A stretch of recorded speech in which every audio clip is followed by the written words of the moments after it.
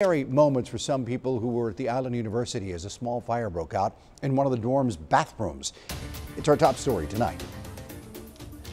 The Corpus Christi Fire Department was called to the Miramar Apartments this afternoon at the Island University. The resident advisor at the dorms had smelled smoke and immediately called the fire department. When firefighters arrived to the scene, they discovered that a fan motor had overheated and one of the dorm's bathrooms of the fire was fortunately not too large, according to the fire investigators.